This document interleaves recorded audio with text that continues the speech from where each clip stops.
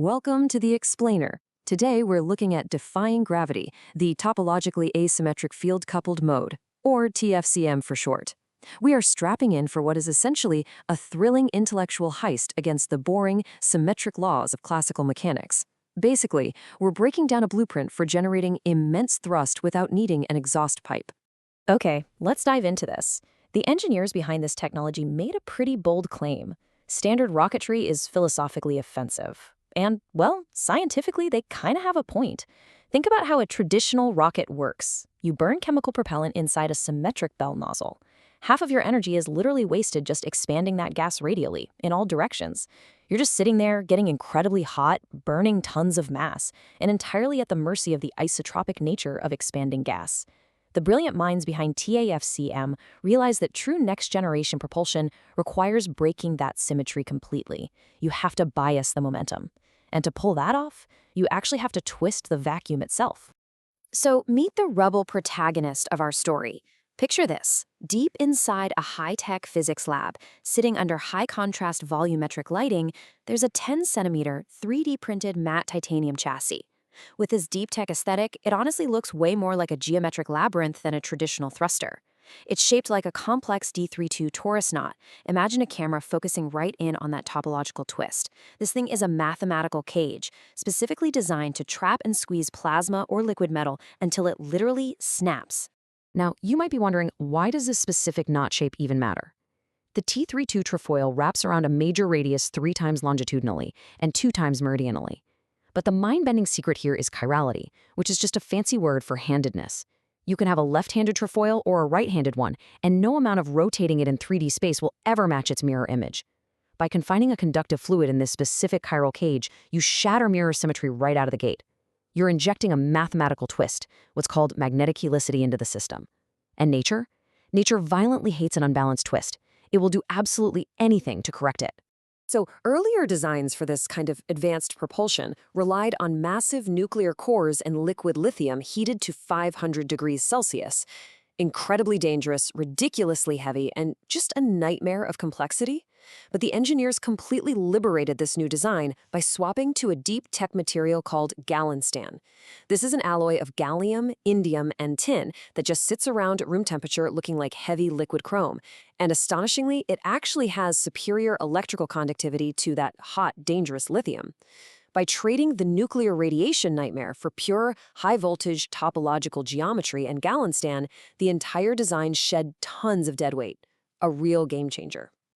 Now, what's really interesting about this next slide is this massive, critical metric, 6,645. This is the Hartman number they achieved in the simulation. When you pulse an electric current through that Galinstan channel and engage a massive 5 Tesla magnetic field, the Lorentz force reaches out and just shoves the ion sideways. Because Galinstan is incredibly dense and the magnetic field is so absurdly strong, the field grips those electrons so viciously that it completely crushes the fluid's ability to be turbulent. It becomes a perfectly laminar, solid plug flow. Basically, you aren't pumping a liquid anymore. You're dragging a solid electromagnetic brick through a tube. But to get that kind of crushing magnetic grip, you need serious electromagnetic muscle. Inside the inner channels of that titanium knot, there are thick superconducting tapes made of rare earth barium copper oxide, or ReBCO. In a benchtop test, these tapes are literally frosted over, venting wisps of cryogenic liquid nitrogen vapor into the lab as glowing blue and magenta telemetry data faintly reflects off the matte titanium. As they chill down to absolute extremes, we're talking 20 Kelvin, this setup provides a self-protecting, overkill magnetic confinement field. It is, for all intents and purposes, the cage that holds the beast.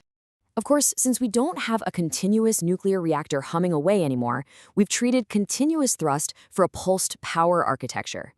This brings us to the 13-gate firing sequence. Those superconducting coils are sluggish. They have massive inductance. So the engineers hold that crushing 5 Tesla magnetic field steady. Then they slowly charge up a massive bank of high-energy ultracapacitors. When the moment is exactly right, isolated optical gate drivers slam open, and they violently dump a 12.5 kilovolt energy transient directly across graphite electrodes into the Galinstan. It's not a steady push, it's a microsecond scream of raw power.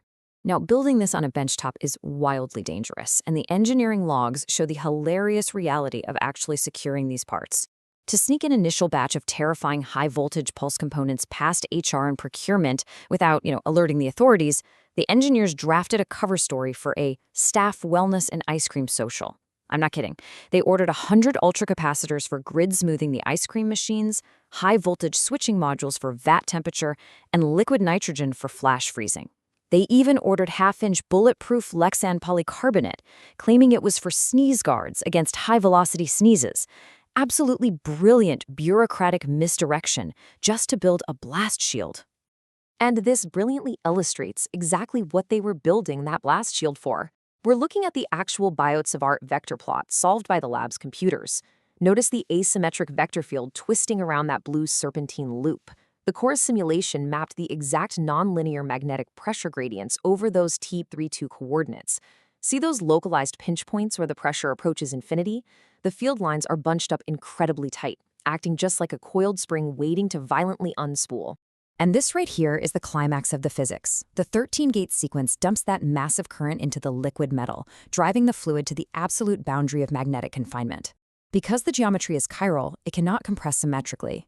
It hits a breaking point where the injected magnetic helicity forces a topological unwind. Simply put, the fluid's kinetic inertia forces it to cross the magnetic field lines. The universe is pushed into a mathematical corner, triggering an instantaneous violent magnetic reconnection. You have to imagine what happens at the exact microsecond of that benchtop execution. Inside a parallel clear acrylic tube running alongside the tape, the shining mirror-like Galinstan is suddenly illuminated by a violent, brilliant cyan electrical arc. That 12.5 kilovolt pulse makes the magnetic lines snap to conserve helicity. And because the knot is handed, the energy release squirts out directionally. The massive burst of waves travels back up the field lines, delivering a violent directional momentum transfer. The entire titanium structure physically kicks backward on its steel pendulum mount. Real thrust generated from a totally enclosed loop. The simulation logs spat out an estimated peak thrust for this interaction, and the number is staggering, 5,000 newtons. To put that into perspective, that is over half a ton of force generated from a tiny benchtop approximation. Over 80 pounds of thrust out of a stationary metallic donut in a microsecond pulse without expelling a single milligram of exhaust mass. It's essentially an electromagnetic rubber band snapping against the hull, bypassing Newton's third law as we've traditionally understood it in rocketry. Which leaves us with this final, thrilling thought. The engineers have the math. They've mapped the geometric pinch points. They have the pulsed power architecture to pull it off. So, if a 10-centimeter benchtop trefoil loop can generate half a ton of force by simply injecting a chiral twist into the vacuum, what happens when this technology scales up? What happens when we leave the dirt lot behind and finally render the chemical rocket completely obsolete? It's a fascinating look into the fringes of aerospace engineering. Thanks so much for joining me for this explainer. Keep your eyes on the physics of tomorrow because clearly the rules are absolutely meant to be broken.